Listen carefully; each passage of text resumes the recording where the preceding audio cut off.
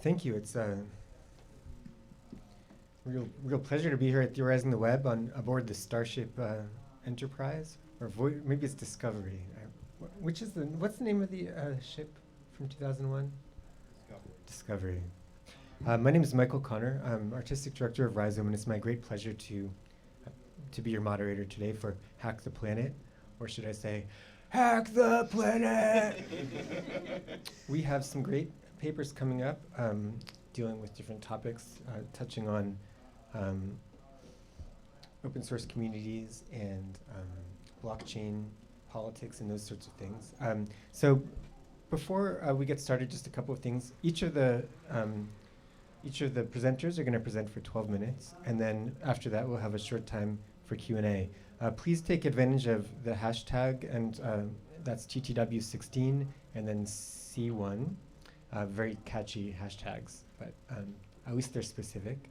And so we'll kind of check in with remote participants after the presentations have happened. I'm going to sit here in the front row, and I'm going to go like this, and that doesn't mean peace. It means you have 2 minutes left. And I also want to say a big shout out to Nabil, who is our live stream producer. He's going to keep us on track. Nabil says that we have a room mic, so for Q&A, I guess we don't need to pass the mic, but we'll get to that when we get to it. So now, just to quickly introduce the presentations. First, I'm going to run through all of them, and then each person will come up and say a couple words when it's time for them to start. So the first will be Tyler Tracy with Materializing Crypto-Anarchy, Political Economy at the Intersection of 3D Printing and Digital Piracy. Following Tyler, we'll have Brittany Fiore-Gartland and R. Stuart Geiger with What the Hack, Hacking Culture and Discourse in Data Science Pedagogy. Good title. Second best title, maybe, of the lineup. Brittany is unfortunately not here, so Stuart will be presenting, and this is my second opportunity to be at a panel with Stuart at Theorizing the Web.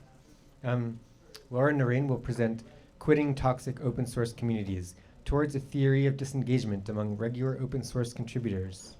And finally, we'll have Emma Stamm with Block Party People, Off the Bitcoin Chain. So now, without further ado, it's time to hack the planet! And let's get started with Tyler. Thank you.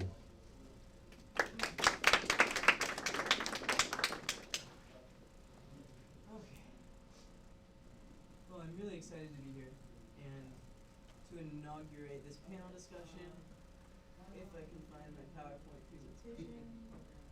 I had it minimized. Can I get the flash drive back in here? Is that going to screw with this? Okay. So I had it minimized, but it looks like I might have gotten it closed off. So I should have dropped it on this spot, but that's okay.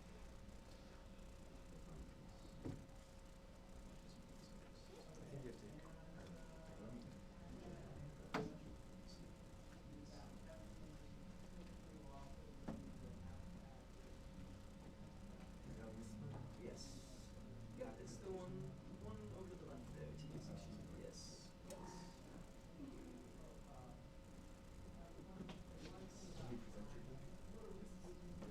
Yeah, I'll actually go back ahead and get the slide view. Oh, slide view? That'll be easier for me to do now.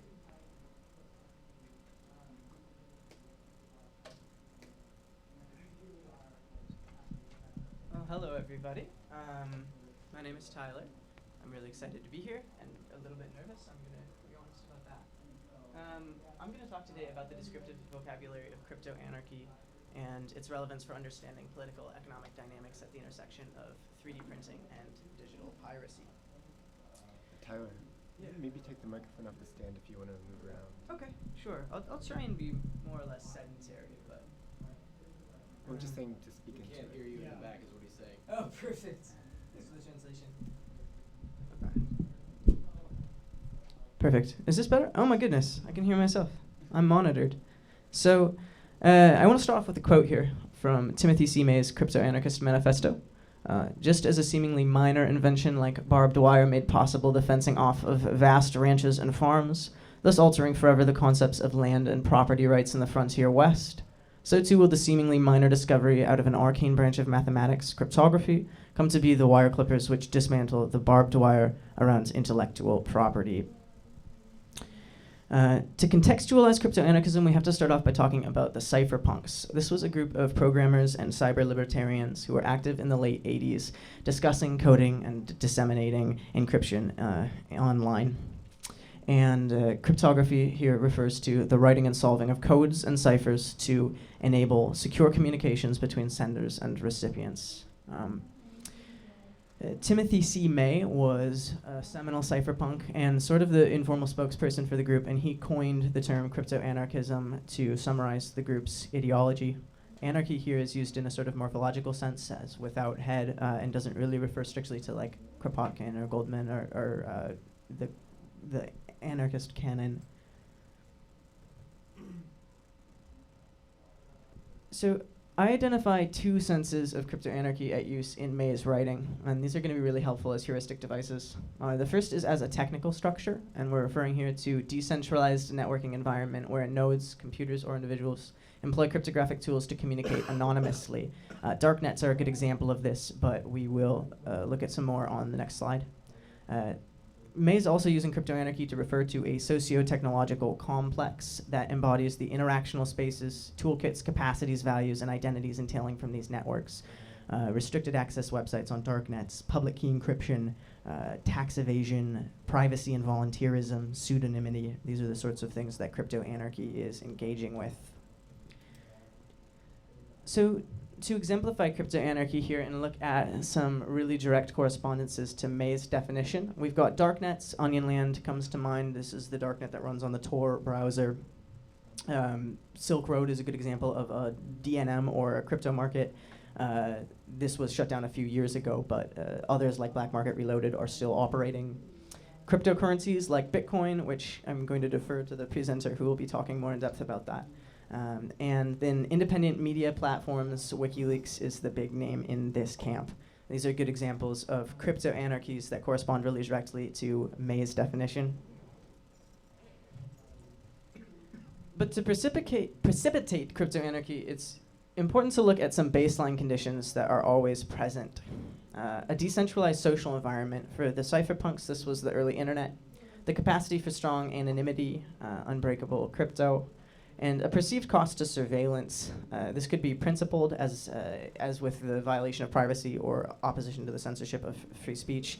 It could be tactical, as with the desire to evade law enforcement or for stigmatized and taboo communities to have private spaces for discussion. Note that you can have the first two without the third, and crypto-anarchy won't entail. So you really need to have a perceived cost to surveillance to drive people to use these sorts of networks. I know we're probably wondering what this has to do with 3D printing. I've just got another theoretical maneuver to make, and then we will get to that. So I want to argue that the baseline conditions for crypto-anarchy represent a deep structure that can't any longer account for its scope and agency solely.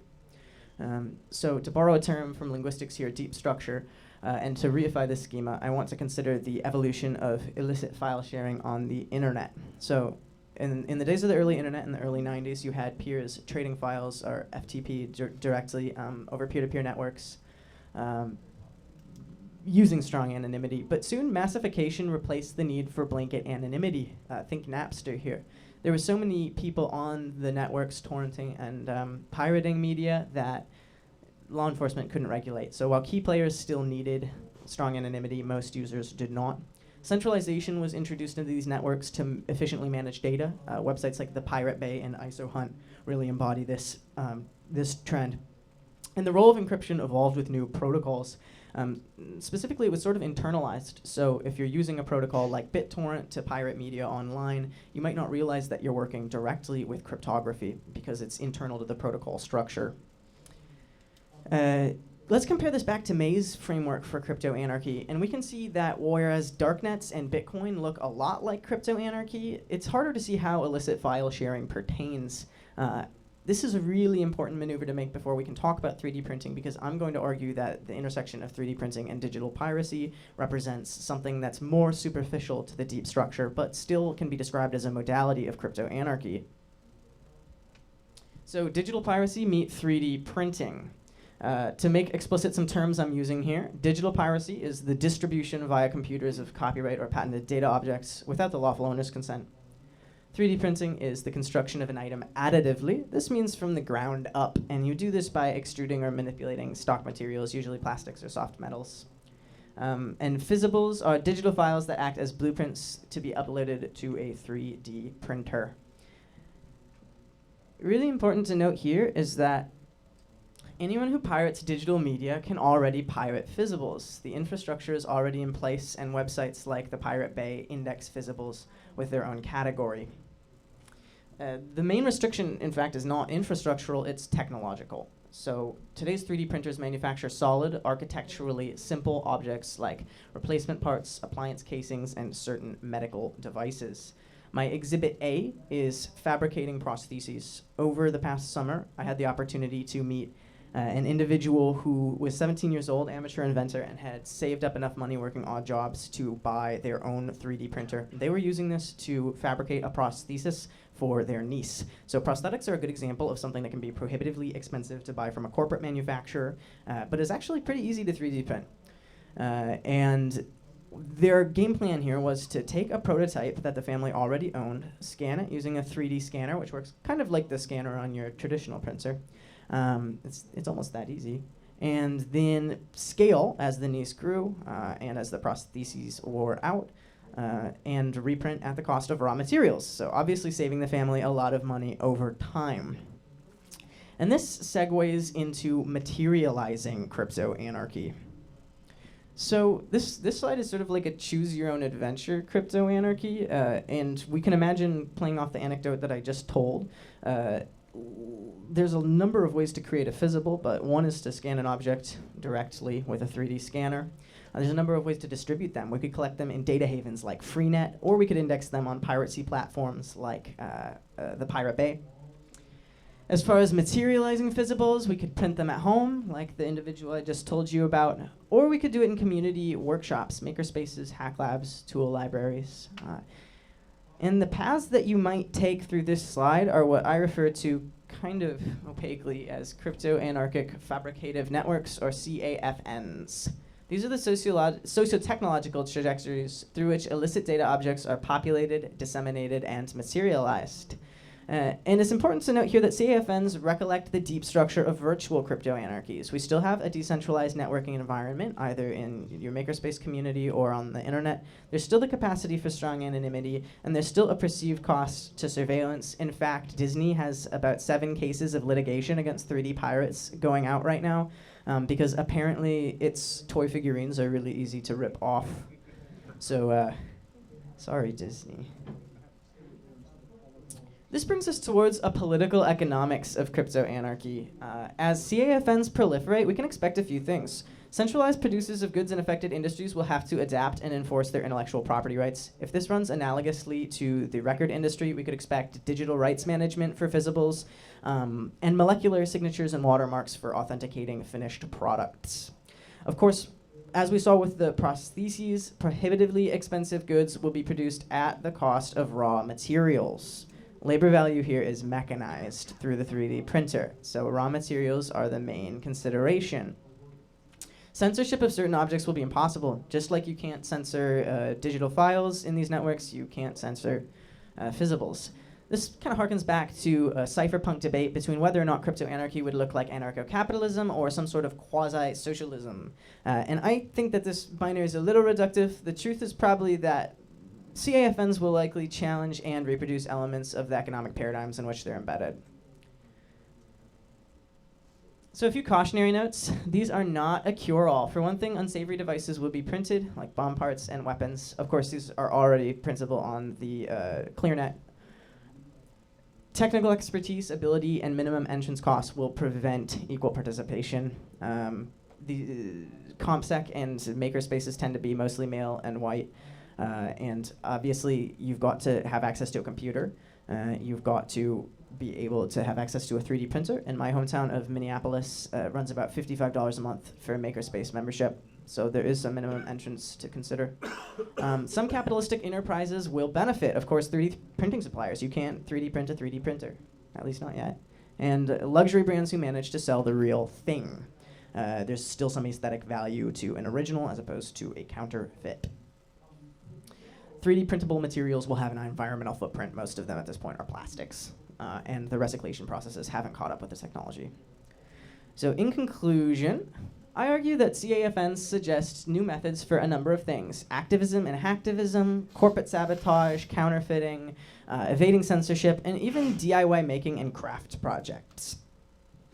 The biggest impact may be in countries with strict censorship. Sometimes when we talk about the internet, we tend to have a Euro-American focus, but like with WikiLeaks and its counterpart in Eastern Europe, Balkan leaks, sometimes countries with the most censorship are the ones that need these censorship-resistant networks the most. So illicit need not connote bad here.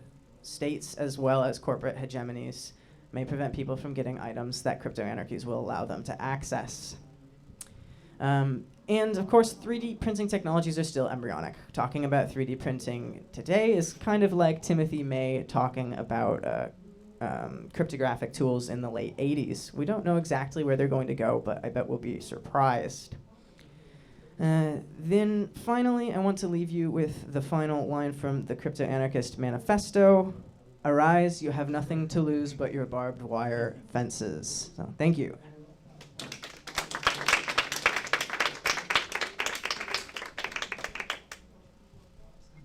Great, and now, Stuart, I think you're up next with What the Hack?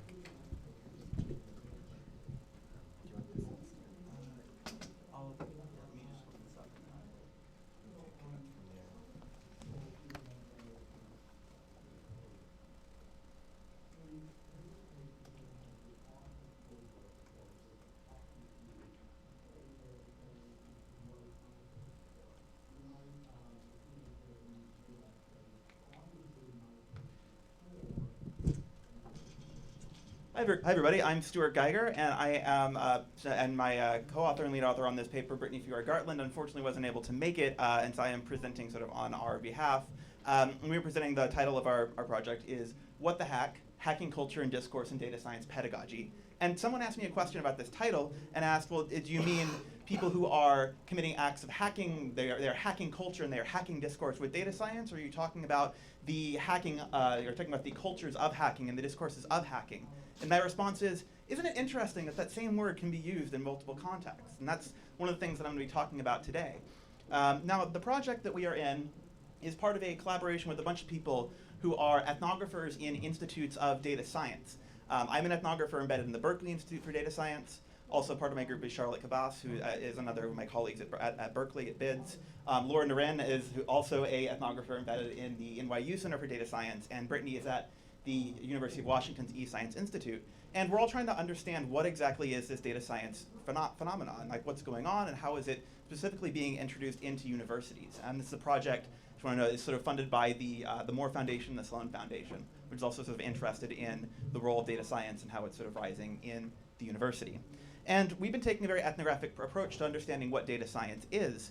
And one of the things that we've been seeing, though, is that's been really productive, is to not sort of start off by asking that question, what is data science, but instead find ways to sort of, from a more ethnographic, descriptive, situated perspective, ask ourselves, what are we seeing in these institutes and what sort of percolates up? And so one thing that we have been seeing everywhere across this is the proliferation of the word hack. And there's a whole bunch of different ways in which this is being used, and I'll just step through this really quickly. First, you have things like hackathons and hack weeks. Things like Hack the Commute for Seattle or Science Hack Day, which was across the world. We had a Clean Web hackathon on clean energy. Astro Hack Week at NYU, Neuro Hack Week at University of Washington. We run an event called the Hacker Within at Berkeley. I ran a session on scraping Wikipedia data. A whole bunch of different things have popped up in this around these sort of institutes and around the data science context. There's also a lot of hacking resources in data science, resources that are branded specifically for hackers, things like O'Reilly's sort of Machine Learning for Hackers book, Probabilistic Programming and Bayesian Methods for Hackers, which, as you look at the subtitle of this, it says it's an introduction to this particular technique in statistics and machine learning from a computation/understanding first, mathematics second point of view. And that's something that's interesting I'm going to come back later to when I talk about how I'm using sort of hacking this way to understand sort of what sort of data science is. There's also things like HackPad, which is an alternative to Google Docs. It's often used during hackathons. And there's also discourses of hacking that arise in and around data science spaces. Things like hacker news, which is not exclusively for data science, but something where a lot of data scientists go, and a lot of that news takes place. People even sort of write blog posts and think about the future of the university and the role in academia with things like, with the term hacking. This is a post titled Hacking Academia, Data Science in the University, that's interesting, by a guy at the University of Washington's Data Science Institute. And then there is this sort of infamous diagram of data science skills made by Drew Conway, which has been so influential, famous, and sometimes infamous that it gets its own clean slide. And in it, Drew Conway in 2010 was one of the people who helped coin this term data science, and did so with this particular Venn diagram, where he identified data science as the intersection of three types of skills. The first is math and statistics skills. The second is substantive expertise, or discipline-specific, topic-specific expertise. And the third was this thing called hacking skills. And traditional research was discipline, topic, substantive expertise, plus math and stats knowledge. And what made data science separate, unique, special from traditional research was this thing called hacking skills. But if you had hacking skills and substantive expertise without math and science knowledge, you're in the danger zone, as you see. And so this is something that we really wanted to pick up as ethnographers. So if if hacking skills have the special sauce that makes data science different than traditional research, what exactly does that look like on the ground? And we've been, so this is sort of very preliminary work, and I sort of want to note that out front. And these are sort of some things that we're seeing and things that we're thinking about. And I want to sort of tell this story by sort of also referencing some previous literature and our sort of approach to thinking about these as sites of education, as pedagogy, and enculturation, rather than simply skills transfer, as they are so often described. So hacking culture and hacking and hackathons and this sort of idea is something that sort of began and emerged, sort of really solidified in open source software communities in the 1990s. Definitely happens before then, for those of you who know the deep, long history of hacking and the hacker movement. But in this caricature, I'm going to describe this. The first hackathon was run by OpenBSD in 1999. This is a T-shirt from a very early 2000s hackathon, where it's often framed explicitly as a type of work. Get 50 OpenBSD developers in a room full of laptops, and eventually they'll fix every bug in OpenBSD. But this also, the image that they use sort of speaks to the fact that this is not just a site for work, it's a site for people who are in the same community, who look very much like each other, who have a common sort of way, it's a social activity, it's a social event that's very important for understanding and participating and being a member of this very distributed community. And anthropologist Gabriella Coleman, in her excellent first book on the Debian community, talks about this in almost religious experiences. Where she says, the joys that hackers derive at these sort of hackathons and these intense events at times are experienced as transcendent bliss, these sort of all-night coding sessions. After a hackathon, any doubts about one's real connection to virtual projects and relationships are replaced by an invigorated faith to and commitment to this world.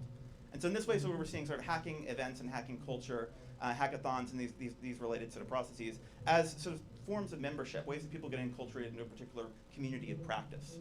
And that's something that's extended as open source culture, open source software, and things like hackathons have become part of the standard sort of corporate tech industry slate. Just like, so with the open source code comes the open source people, comes the open source culture, comes things like hackathons. This is, for example, Facebook's Hacker Square, where the words hacker literally poured into the infrastructure in concrete between the buildings. They run a whole bunch of hackathons and have been one of the sort of biggest hack-themed sort of parts of their culture. And Lily Irani, in a great piece on corporate hackathons and industry-sponsored hackathons, talks about how they are an emblematic site of social practice. Hackathons sometimes produce technologies. They always, however, produce subjects. The hackathon, what she means by it is that the hackathon rehearses an entrepreneurial citizenship that's very common and very important in the startup culture, in the startup world of Silicon Valley, where you're trying to get funding. You come together for a short period of time, and you do the kinds of things that you would do on a more extended timeline if you were actually sort of part of a startup. You work very long hours. It's a sleeping bag culture. You have pitches. You form a team that is the elements that look very similar to the list of employees for a startup. And she argues that these hackathons aren't really about building products, they're about building particular kinds of people. And so we took a very similar kind of theoretical frame about understanding these as sites of enculturation when looking at this in the data science context. Although I do want to note that hackathons and hack events and other things in the data science world look often very different from the kind of stereotypical hackathons that many of you might be familiar with. I don't really see too much of a sleeping bag culture where people are expected to pull all-nighters. I'm actually very happy about that in certain ways. But there are a lot of issues and similarities, and I'll be talking about that a little bit. So the way that we sort of framing our results and our preliminary findings and sort of steps going forward is thinking about what kinds of work the word hack does in data science. And we've distinguished it in two levels. One is that hack does kinds of distancing work in academia from traditional academic practices. So in other words, when someone calls something a hack, whenever someone designates a particular event as a hackathon or a hacking space, or a particular room or physical space as a hacking room, whenever someone says they're going to go hacking or they hack something, it does certain kinds of distancing work from more traditional academic practices. It also does distinguishing work in academia. It sets that kind of work apart from and sort of apart from other sort of practices, and I'll explain what I mean by the distinction between these two. So things like distancing work include making room for activities that don't really fit into the average everyday work practices and organizational structures of science. Science is typically sort of is a centuries-old institution, literally a medieval institution, and is one of the things that sort of has particular sort of roles and norms and structures and funding models that let particular kinds of work happen. And in a lot of the data science world, there's in academia, there are not often a lot of spaces for infrastructural work in terms of spaces for building the necessary tools, maintaining the platforms and infrastructures that are necessary for very large-scale scientific collaborations. So often what happens in all of these hackathon events is that it's time for activities that don't really get sort of valued at a more traditional institutional level. They're also often, calling things hackathons is also often done to make room for kinds of exploratory or collaborative work that often isn't taught in science education. And this is where the pedagogy part takes place. A lot of hackathons are explicitly built to be educational and training opportunities. Places where places where students get together and learn from each other, often students from different disciplines, to learn about this new thing that everyone's calling data science. Getting people in the same room together and is often and the reason that these hackathons and similar kind of events are being done is because there's a claim that the traditional academic course structure is not moving fast enough in order to incorporate new data science techniques. So this is why a lot of the people who are running these events see that these events are needed, and why this work does, and how this work does it in a particular way. The distinguishing work that calling something a hack does often is a way that is sort of getting at what I was saying earlier about trying to find out this idea about what data science is. And we find that at a different level, hack imagines common technical activities to different scientific domains, setting the stage for a universal sort of idea of data science as something where it can be applied to any particular domain. If you recall that Conway diagram, it's substantive expertise in any particular field.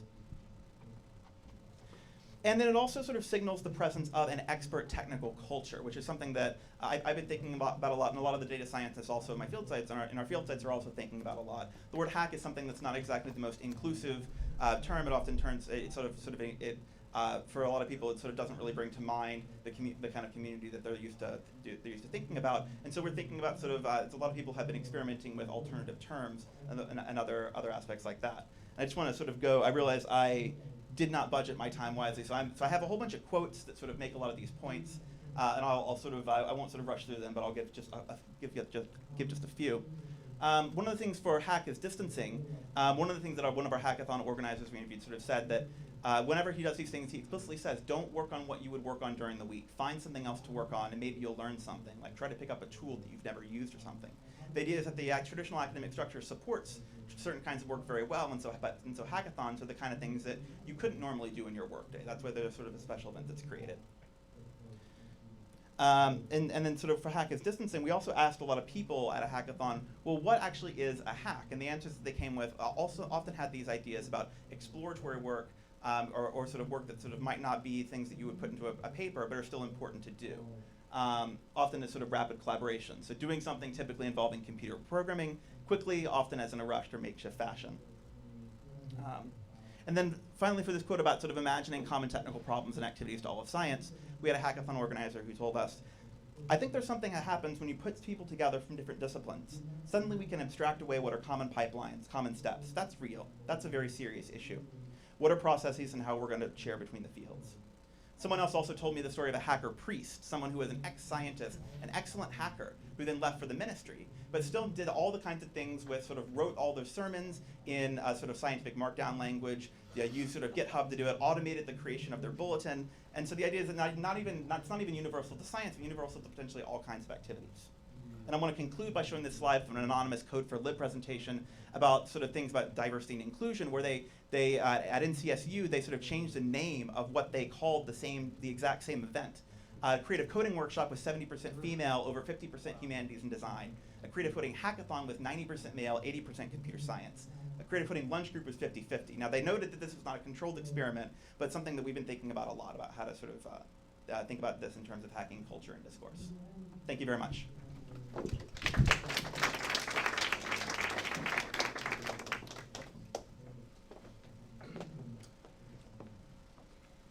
Laura, do you have a PowerPoint?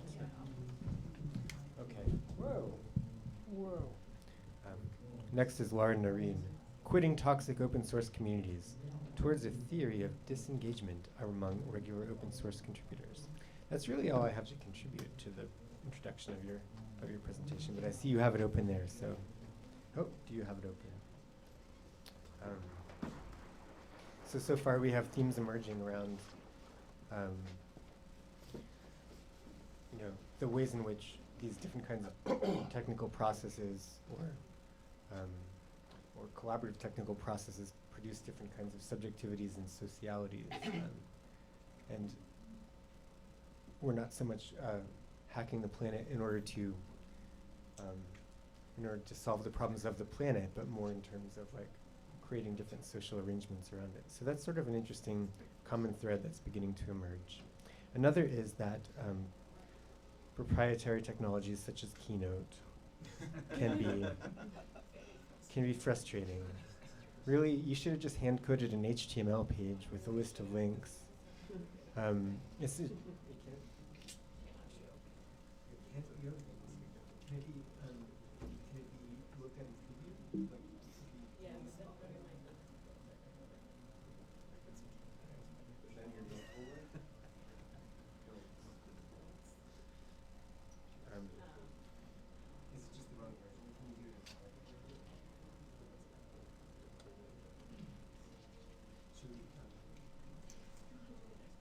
Well, but then you'll need to, is this update? So we're going to run software update. It's sort of can we do this in the background though while the next presentation is happening? Or is it going to, why don't you try and go find a computer. Do you have it on a USB key or something? I do, but that's you have the your one own I loaded computer? on there. I do. Okay, you get ready on your own computer, and we'll switch computers in a moment. And for now, we'll go to the fourth presentation and come back to the third. Perfect. Okay. I So think PowerPoint should work for mine. I put it onto both. but Microsoft PowerPoint. We'll see. All right, Emma Stamm, block party people off the Bitcoin chain. All right. It's a great title. I hope so. Is it on USB? Hang on. Don't get too excited yet. We'll see what happens with this presentation PowerPoint.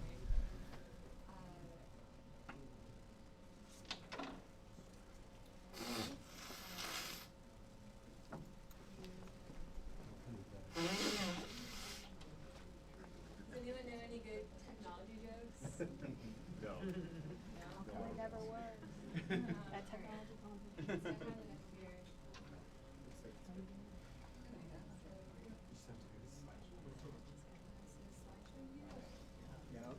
You can start talking.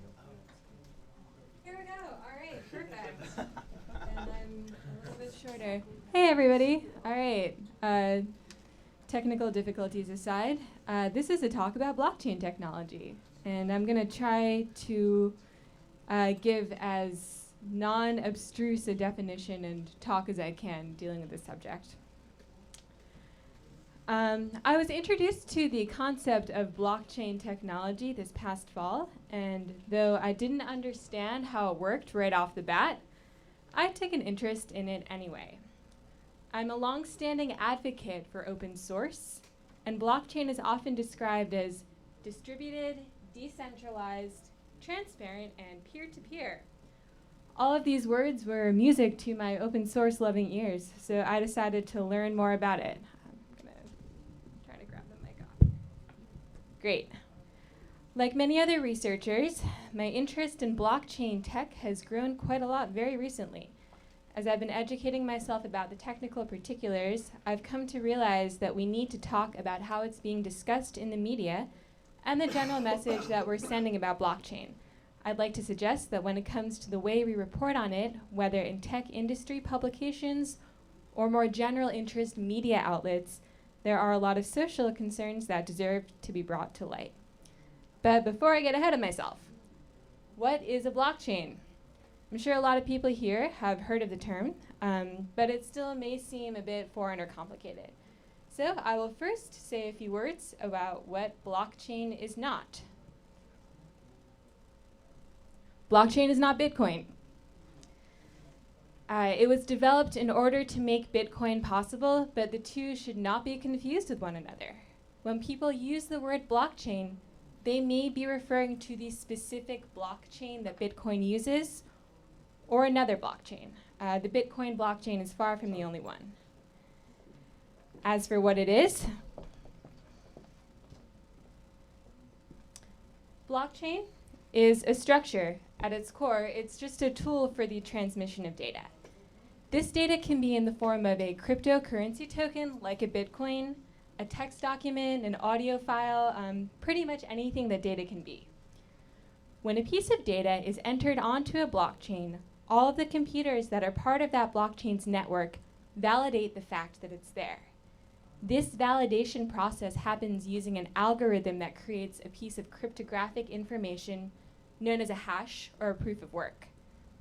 The original piece of data that was entered onto the chain plus the hash or proof of work together that was produced during the validation process together create what's known as a block. Every time that piece of data moves to another party, like when someone makes a payment using Bitcoin, a new hash is generated based on the prior hash, and therefore a new block is created. The series of blocks together forms the chain. The validation process also makes it hard for data to be copied as it moves along the chain. So like, when I send you an email with a photo file attached that I take from my desktop, what I send to you is a copy. The photo doesn't disappear from the desktop. With a blockchain, what moves is the original piece of data, not a copy of the data. A really important feature of blockchain also is that every computer on a particular chain can see everything that's ever happened on the chain. So every time a piece of data is transferred, there's an immutable record of it made. This is why blockchain is sometimes described as a distributed ledger. It's a record of digital transfers that everyone on its network has access to and can audit. So that's actually a really simple explanation. There's a lot more to it than that, but the big takeaways are that data can't be copied as it moves along a blockchain. Everything that's recorded on a blockchain is completely permanent, and everybody that's on the blockchain's network can go back and audit everything that's ever happened on it. As you would imagine, because this structure was developed for Bitcoin, it lends itself particularly well to electronic currency transactions. It helps to streamline a lot of complexities of financial technology and disintermediate or cut out intermediary structures that can make digital finance costly and inefficient. However, finance is far from the only use case for blockchain. It can be used to assist with everything from voting to verifying identity to selling content online.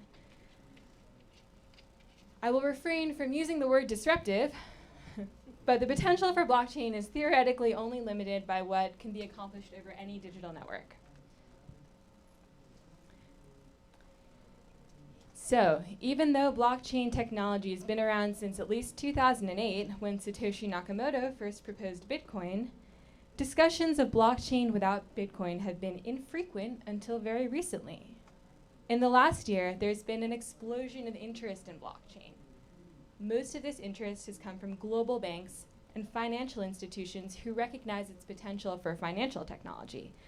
For example, IBM is investing heavily in blockchains and is working with the Linux Foundation on something called the Hyperledger Project, which is a broad-scale, completely open-source initiative for developing enterprise-level blockchain solutions, basically all for big business.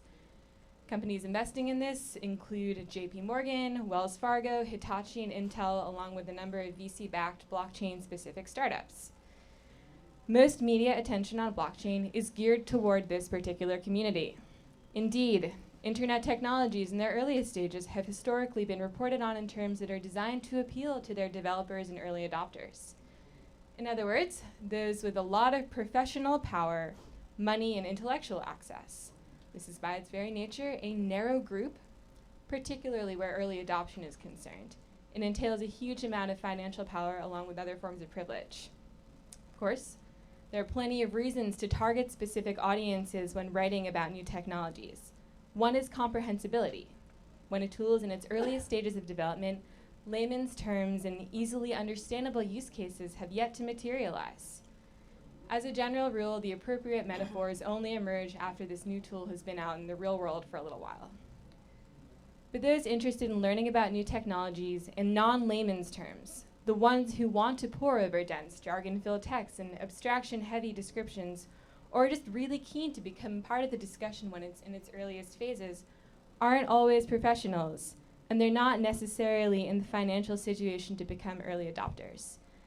They also don't always fit the stereotypical image of the ahead of the tech curve set. Sometimes they're female. Sometimes they haven't gone to college. Sometimes they live far away from a major city or coastal area and all of the cultural access that comes with that. That doesn't mean that these individuals wouldn't have anything important to offer to the conversation about a tool like blockchain.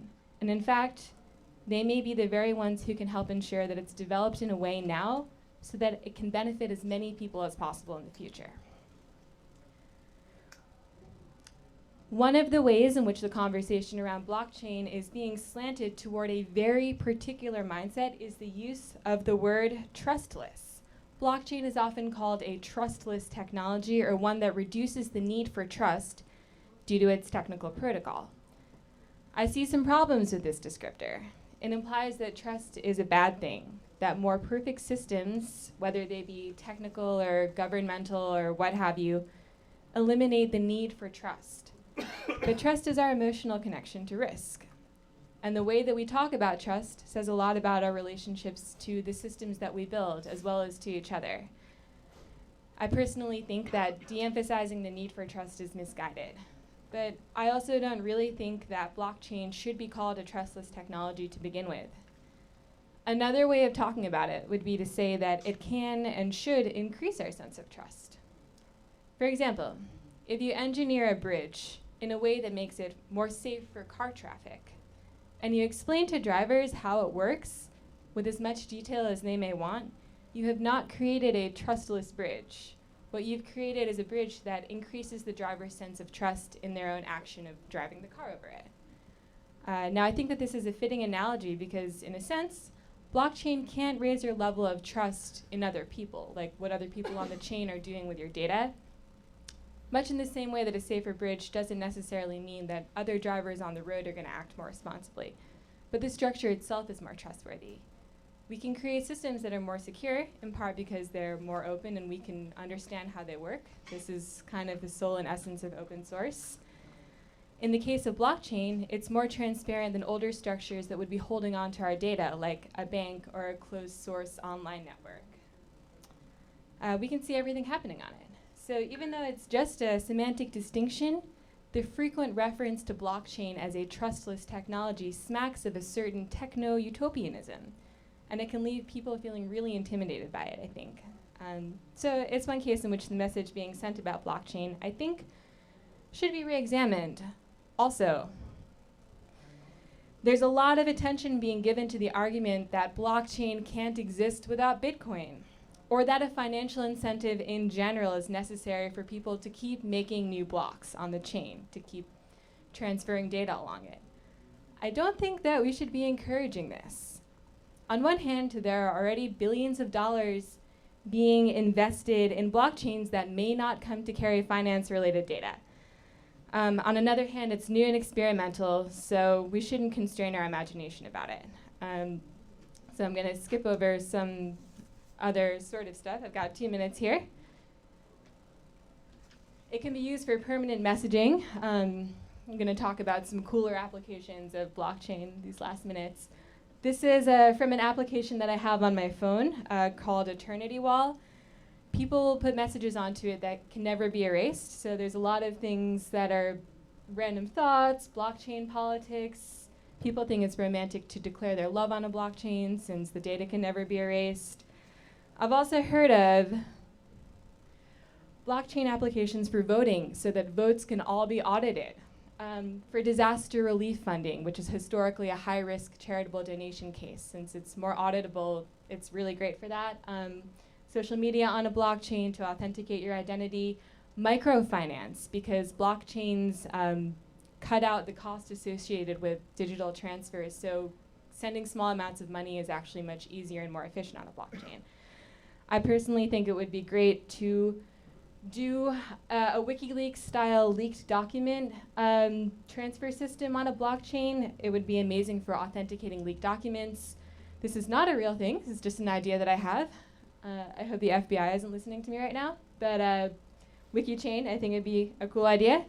So in closing, I just want to say that I discovered blockchain as I was feeling extremely pessimistic about the future of the internet. I saw it turning into what I thought was a monolithic structure, controlled by a handful of corporations, and in my very low moments, its total commodification seemed inescapable to me.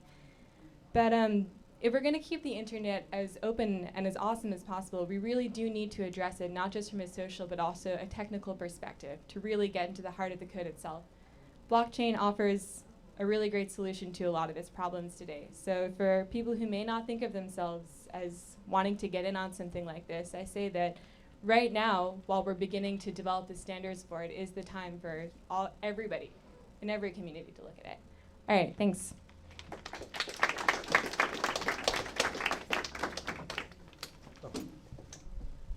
Okay. Yeah, so there's interesting themes emerging around what sort of social groups have access to the kind of activities happening around these technologies. And I think blockchain is a really interesting example of something which is like purportedly open, but which has all these sort of barriers. And there's the barrier of early adoption, being part of the privileged few who have the early information. There's the barrier of just the word blockchain or the word Bitcoin, which people are sort of hesitant about, or they don't think it applies to them. And I thought your presentation was an interesting counterpoint to people that might have those thoughts of being afraid to have access. But now, here's a very different thought around access, quitting open source communities. Okay. Thanks so much. Thanks for being patient while we get the slides going here. I think you wrapped around that. All right, so I also work in the same kind of environment that Stuart works in, except that I'm at NYU and he's at Berkeley. So I want to thank our funders, the Moore and Sloan Foundations, and I also want to make a little bit of a kind of a fine print note. All of the quotes in here that are only one name, if it's like Jack or Jonathan, those are anonymized, and I've tried to kind of slightly change the words in some of the quotes so that you can't Google them, because some of them were taken from comments or from blog posts, so that if you really just Google them, you could get back to their real names. So I did that. So they're not perfect quotes, but they pretty much maintain the attitude of the words that were originally there. And people who are quoted with both their names, that is taken from something that was public. So you can look that up. All right, so we all know that open source communities are voluntary, right? You don't have to participate in open source. It's something that you want to do, and you usually don't get paid for doing it, usually, but some people do. With any voluntary community, people quit. If you don't have to do it, you could quit. Even if you do have to do something, you can still quit. This is kind of a known issue in open source communities. Some of the more kind of interesting language used around it. The communities themselves, kind of an informal way to assess your community is the bus factor, which is how many people could get hit by a bus and your community would not collapse. It's a pretty macho kind of way to describe the inclusiveness or the stickiness of a community, and I picked that particular mechanism for describing it so that you get a sense that some of these communities they're really interested in having survivors, and even with Stuart's talk, when he's talking about hacks, the idea that you're supposed to stay up all night and sort of survive through till you can produce this amazing thing in 24 hours or 48 hours. There is a certain sense of survivorship in these communities that tends to downplay certain types of complaints. Some kinds of complaints in these communities are acceptable. Like if you're not technically doing something correctly, it's okay that someone else might complain about your lack of technical sophistication. If you're a new person and you haven't read the appropriate documentation first, it's okay to complain about that. But there are other kinds of things that are a little harder for people to complain about. So what I was really interested in finding out is why people quit and how they quit. Did they just fade? Did they make public statements? Did they try to remain engaged and then kind of give up? And I'm particularly interested in this because I am doing ethnography in a center for data science. And a lot of the stuff that we're asking some of the data scientists to do are also these kinds of voluntary things, like please teach your colleagues in some other discipline how to do data science. Well, they're not really going to get paid for that. They may be initially excited, and then it turns out to really take a lot of time. So I'm kind of interested in learning from open source communities because data science is turning out to replicate a lot of the kinds of expectations of volunteerism and technical expertise. So here's a fairly typical kind of, occasionally people do post their quitting stories, and I've read tons and tons of quitting stories. So this is from an open source, not quitter, but fader. He fades in and out. So he says, dealing with open source is an emotional heavy job, and one way I and many others deal with it is by closing up. I've started silencing GitHub emails. I can't handle the flow. Contributors don't have limitless attention or infinite time. So that was Jack, and this is what Jack's GitHub contributions look like. So if you've never seen GitHub, GitHub keeps a kind of an ongoing calendar of all of your contributions.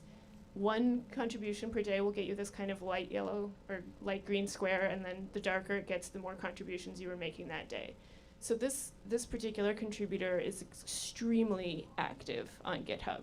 5,000 contributions in a year is a lot of contributions to open source. I mean, I can see some of you laughing. It's ridiculous. But you can see that he did kind of have some fading. As it gets towards the end of the year, we're not really sure what happened there, but at least on GitHub you can see that he's fading. For an open source person, that might be kind of an embarrassing, like, oh, whoops, like you can see my contributions have declined. And even this affordance itself kind of encourages you to contribute for long periods of time. They record your total commits in the last year, the number of days that you've made like the streak that you've gone on committing at least once a day. And he posted this along with his commentary, so you can see at that particular point in time he had not been contributing because he's got a 0-day streak going there. So I can't help, I'm an academic, I can't help but look at the literature and see, okay, well, teams are not new, teams are actually really hot right now. So what does management literature say about this? Well, we should be somewhat comforted by the fact that this happens in real organizations too. 20 to 25% to 35% of the value-added collaborations are coming from only 3 to 5% of the employees. So the idea that open source is making all this software and all these tools that are being used by so many people, but only a very few are really making value-added contributions, that's pretty common. So open source isn't so different than what you'd find in an organization. But open source people don't get paid, and they don't go to work in a job where they're surrounded by their colleagues all the time, and they don't have kind of an expectation that you do your work for these hours and then you can sort of be less active after work.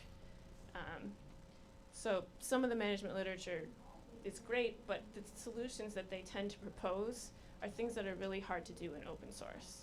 So for this kind of problem, they recommended that you do a 360-degree survey and figure out who's actually contributing the most. Well, GitHub already kind of knows who's contributing the most. And then reduce the collaboration expectations on those people, which you in open source, like how are you supposed to, it doesn't really map to the terrain very well. So I'm going to focus, there are many known issues in open source, and just in the interest of time, I'm going to focus on the two that I have the most to say about. So one known issue is that open source is often unpaid.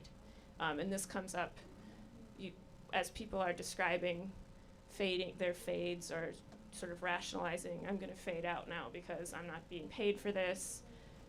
This is quality time I could be spending with my wife and kids or writing. It's not fair to expect me to do even more work beyond my job and get no compensation in time or dollars. And this happens fairly often among people who have been contributing for a long period of time.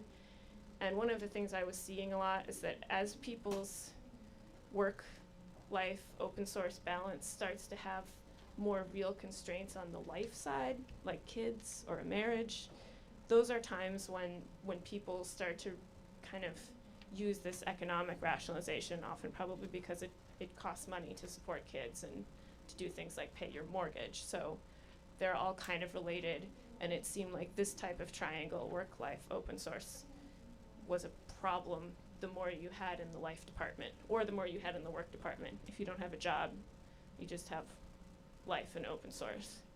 If you don't have so many constraints on your life component, then you might just have work and open source. But for people who had the whole triangle, this was a real problem, and justifying fading out because you're not getting paid came up a lot.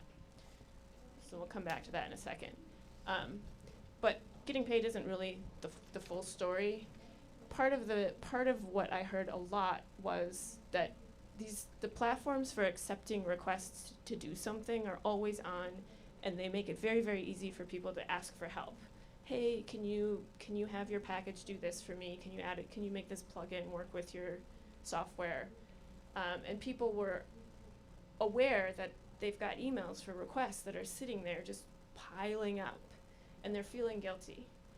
This idea of feeling guilty was the single most common emotion or justification that I saw in my sample. Just guilt, guilt, guilt, guilt. So that really has nothing to do with getting paid or not getting paid. It's just kind of an emotional reaction to the idea that all these requests are piling up. And so I had a story from one guy who was like, I'm trying to write a book, so I've decided to scale back on my open source time, but I know that a student made a really excellent contribution, and it has been sitting there for 4 months because I don't have time to review it. And that feels bad, I feel bad, but it must feel really bad for him too, that he did this great thing and it's just been sitting there for 4 months. So that's a fairly typical situation that comes up. So what could we possibly do about it? Well, what if you just did open source as a job? And I bring this up because our grant makers are kind of interested in this question. Could they fund some open source contributors if we know that 3 to 5% of the members in a community are really making the biggest impact? What if we just paid those people and this was just their job? And I was able to interview some people who have that situation, and it helps. So one of the things that helps, it wasn't that he was like, great, now I can finally afford the pizza, or the rent.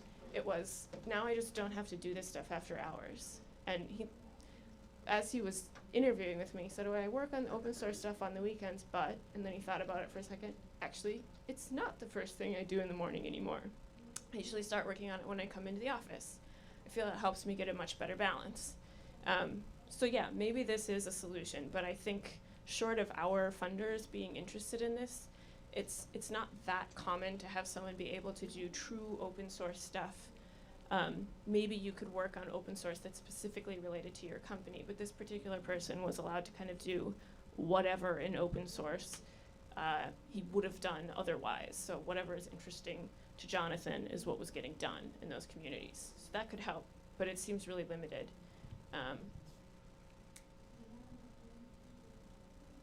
And it might not so much be getting paid, but it might be the fact that he knows when he can turn things off that reduces his feelings of guilt. What about new affordances? So I'm all about the socio-technical. A lot of people specifically complained about GitHub. I know that if you were in the open source community, you might say, there are some affordances. Look, we have these READMEs.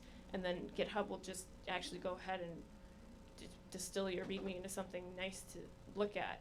Here you can teach people how to be in your open source community. But those aren't really enough.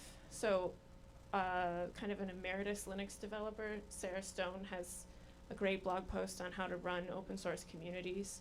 She wasn't really thinking of affordances, but she pointed out that basic human decency and empathy and awareness are things you actually have to work on, which I'm bringing up not because I think it surprises you, but I think it's surprising to hear someone have to point out that these things need to be included in any kind of community.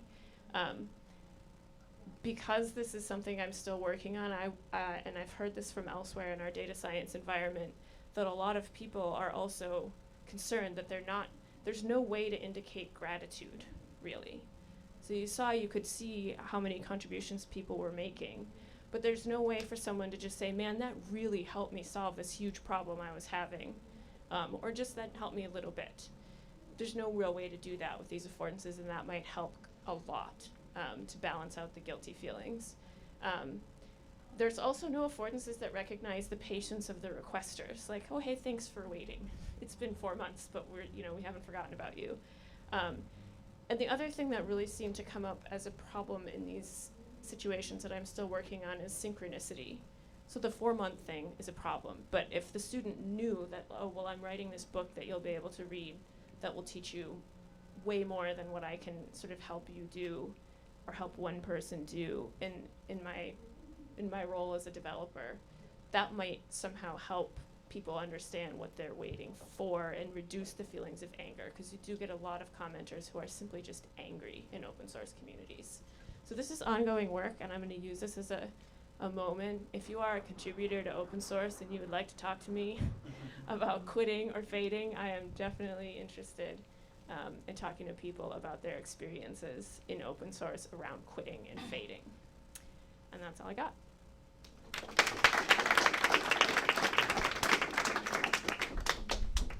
Great. I think everyone, maybe if we can sit at the table for the Q&A, I'll try and drag the microphone over without knocking things down. And we need one more chair. I'm going to grab this one. 5 minutes.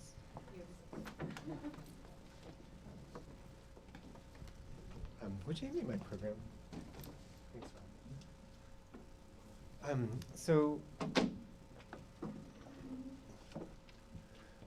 those were 4 really interesting discussions of communities that produce things, or blockchain produces the blockchain, I guess. Yeah, it's literally Proof true. of work.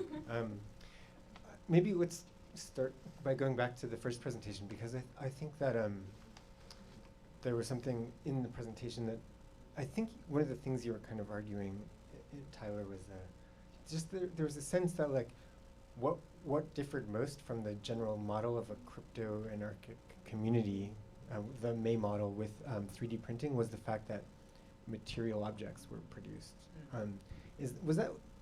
Did I like project that interpretation onto you, or is that kind of a valid idea to have drawn from it? Sure. Yeah. No, I think that's a component of it. I'm a little trapped in the binary that tends to come up in STS discourse between virtuality and materiality. I think it's reductive. So there's a there's a point at which it's worthwhile to point out that something like a blockchain is still a material entity. It's electronic, and it has a physical existence that often is really important to consider when you're analyzing these sorts of things. But I do want to point out that in the way that we tend to think about virtuality as at least contained on the internet, this is something that 3D printing allows us to sort of get outside of. So with 3D printing, we have these digital objects, physibles, which can actually be reified into tangible 3D objects, and this opens up the world of Crypto-Anarchy to the physical world, where now we can print things like prostheses, replacement components for vehicles, or wheelchairs, or any number of things. So I think that you're hitting on that. I think in a way it's like somehow the object that gets 3D printed is no longer, its value is no longer just in the information, but in the manufacturing of it. Whereas the blockchain, when it's manufactured, the value is still somehow only in the information, or, I mean, yeah. I think so. I mean, the blockchain and, Bitcoin conversations around both refer to it as the internet of money or the internet of value. As far as, what I was speaking about is concerned, I think value can be in the form of financial value, like with cryptocurrency, or data value, content that just has intrinsic value or something like that. But the value of it is you can't really extricate the data that's on a blockchain from the chain itself. So yeah. Maybe exchange value and use value are inexact, but somehow along the right lines. But I thought one of the interesting things in your presentation, Emma, was the kind of a call to get involved in this discussion of shaping the affordances of the blockchain. So I think the thing that kind of was implicit in your presentation, Stuart, or your paper, was there was something that you were kind of going for with the study of hacking culture. Like there was an ethical reference and you were presenting it in a semi-neutral way for the most part. This is what happens when you do this.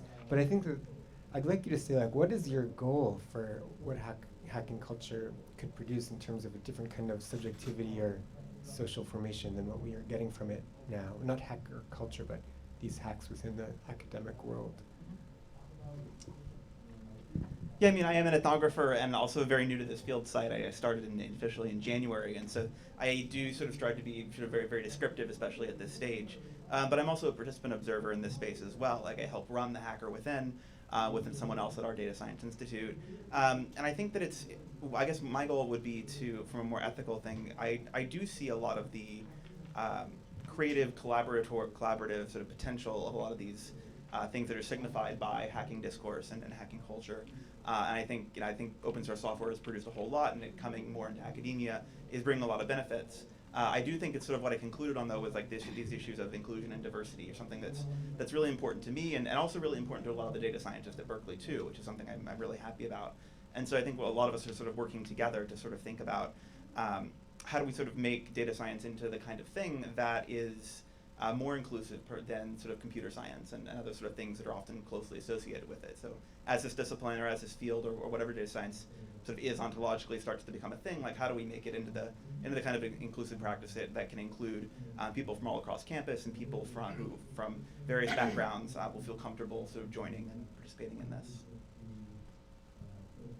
So I think that's interesting because there's the ethical reference is about democracy, participation, access for people.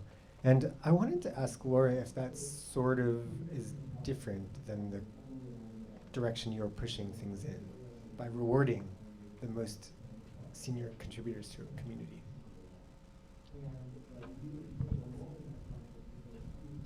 You're stepping on it. Yeah, actually,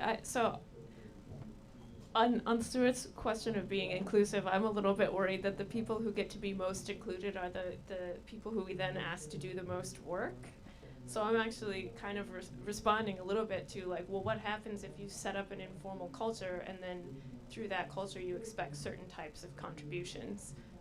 And I am seeing a little bit of burnout on some of the people in our space who are doing a lot of open source contributing, which could be open science or it could be data science. But yeah, I am kind of on the other side of like, well, what happens if everyone's invited but it's all very informal? You're still probably going to see that kind of situation where you've got extra milers who do a lot of the work and may or may not find a way to be rewarded for it, whether explicitly or not. And there is kind of a heroic attitude. Like if you push back, you're asked, well, did you pull an all-nighter last week? Because I did.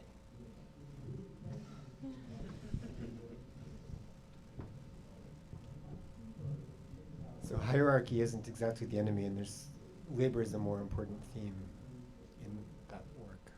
I wanted to open it up. Has anyone been following on Twitter that has seen interesting points there they wanted to share with the group, or questions from the audience?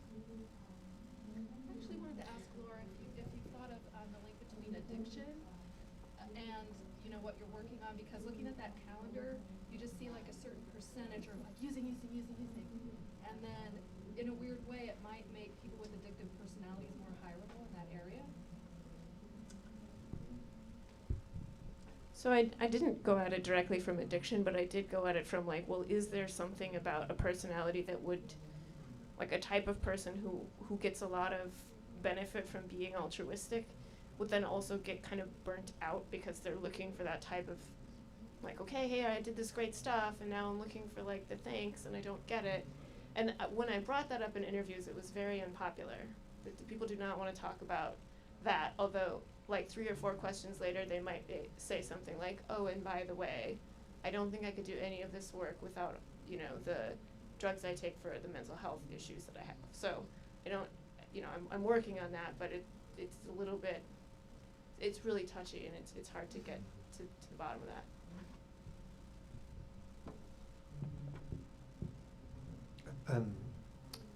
Feel free to raise hands at any moment, but I thought the psychoanalytic sort of potential of the research was interesting. Like, what gets produced in the open source community seems to be guilt for, you know, a small part. But I think that I do think that the economic aspect of it is super crucial.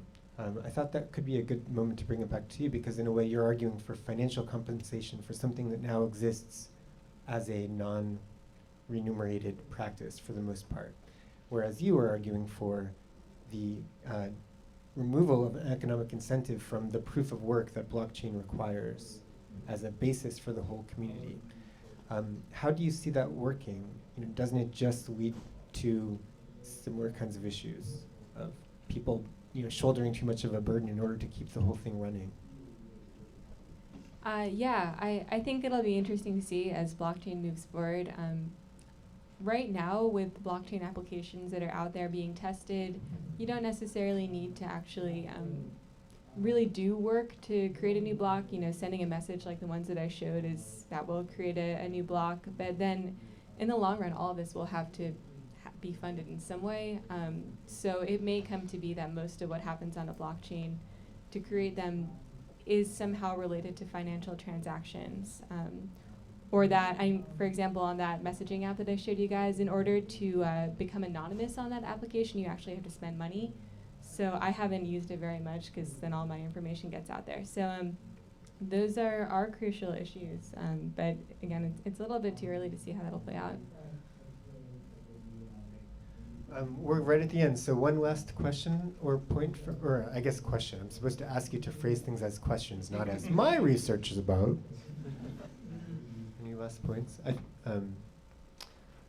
I think it's 1:15, and I'm told that we always stay on time at Theorizing the Web. So I want to say thank you to all of you for coming.